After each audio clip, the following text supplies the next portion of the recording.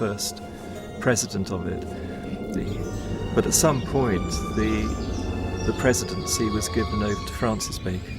And he was in charge of the Rosicrucians, not just in England, but it spread right through Europe.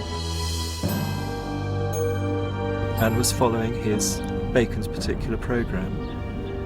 And outwardly Bacon called his programme the advancement of proficience of learning. This advancement of learning represented Bacon's desire to transform the world through knowledge. But he recognized that the key to obtaining knowledge was in a people's ability to communicate. As such, Bacon worked to reform the English language in ways never before realized. And it is a bit strange that the English language, as crude as it was in the time of Bacon's youth, by the time he died, it was becoming one of the most refined languages. But in England at that time, the English was dreadful. It was garbled with all kinds of different dialects, because if you think about it, England was made up of the Saxons, the Danes, the Gauls who had invaded, they were the Frenchmen, and they had a whole mixture of languages. So very often one Englishman could not communicate with another. To address the problem, Bacon surrounded himself with writers and poets who were like-minded.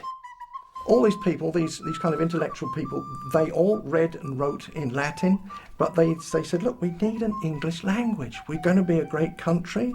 So they needed a language and literature. So how to develop that skill. And that's what, I think that's principally what Bacon did. He gathered around him a literary society, writers, poets, artists as well.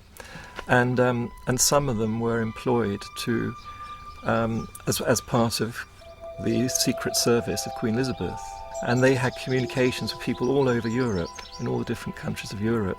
And from their letters, they derived the roots of new English words, which they invented and put out.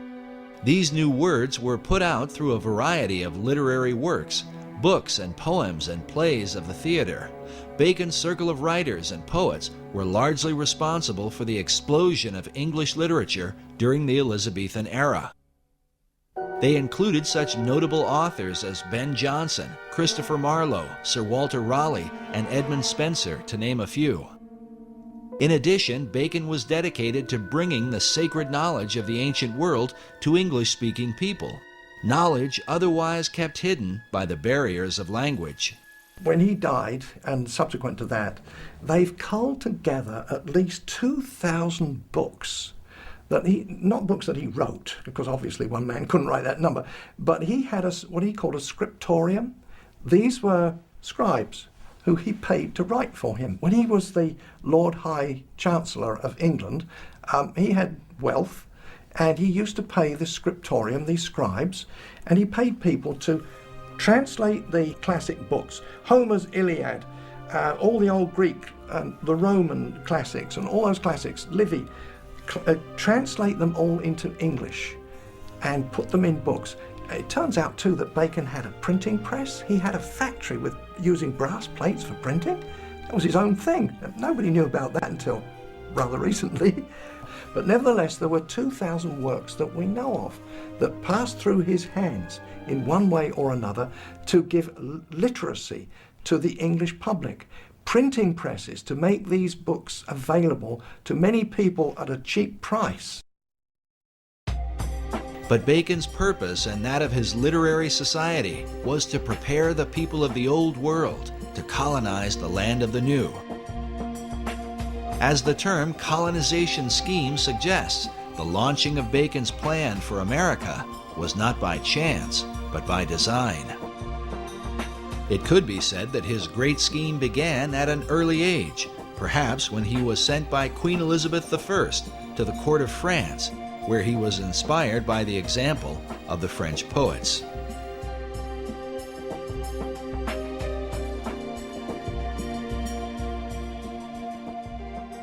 Another major influence, he obviously was inspired in France by the French Pleiades, the group of French poets who were deliberately trying to make the French language into a really good language, particularly for poetry and writings and so on of that sort. And Bacon spent several years at the French court, came back very inspired and wanted to do the same thing for the English language.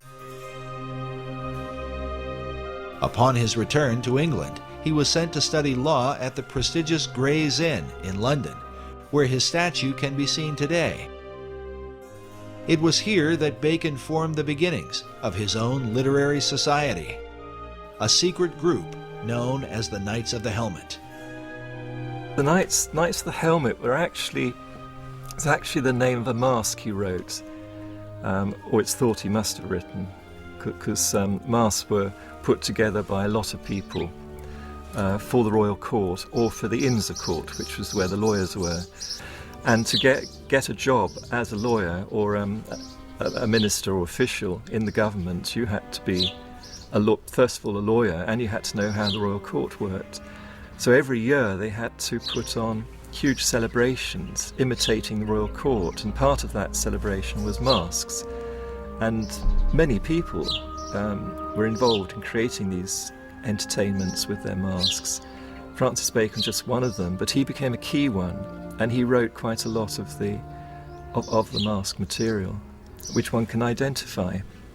You know, once you get to know Bacon and his writings, you can identify what was done.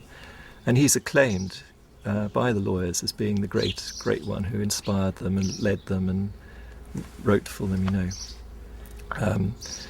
But the Knights of the Helmets was the name of one of the masks at a key moment when the whole Shakespeare authorship, the name the Shakespeare was being used for the first time. The Knights of the Helmet took as their inspiration the Greek goddess Pallas Athena, who carried a spear and who wore a great helmet, a symbol of secrecy. According to tradition, one that wears the helmet of Athena becomes invisible. And they had to swear allegiance to it. Not only that, Athena, the goddess Athena, carried a spear that she shook in the eyes of ignorance. And she was one of the greatest goddesses among the Greeks, ruling through intellect and man's wisdom. Even as Dr. John Dee had been inspired by angelic beings, some researchers believe that a spiritual encounter with Pallas Athena gave Bacon the inspiration for his life's work. Well, in some of those cipher writings that he had written, he writes there how this he heard an heavenly voice. The voice he heard inspired him towards secrecy and to imitate the work of God. The Divine Majesty takes delight to hide his work, according to the innocent play of children. Surely for thee to follow the example of the Most High God cannot be censored.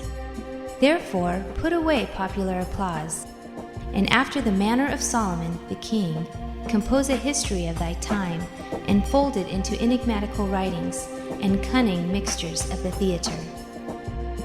That was his mission in life. And for the rest of Bacon's life, he was dedicated to that one purpose.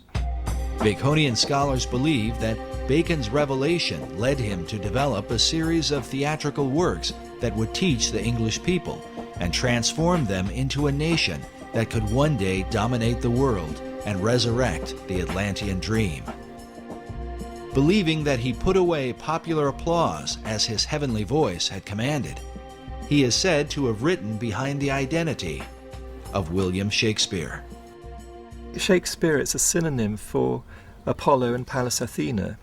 They're both known as shakers of the spear in classical tradition, and the spear represents a ray of light, a ray of wisdom, and they shake that spear at the dragon of ignorance. Exactly what Ben Jonson says in his preface to the Shakespeare Folio, to shake a lance at the dragon of ignorance.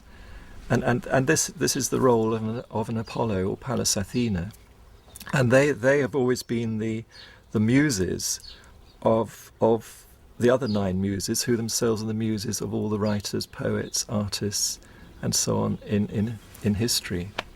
So Apollo and Athena are the great inspirers. They are the great Shakespeares. Bacon incorporated these Greek gods within a key symbol, the AA headpiece representing Apollo and Athena. Usually one of the A's is shaded, denoting a light and dark side. This symbol is found printed at the head of certain pages within the Shakespeare Folio,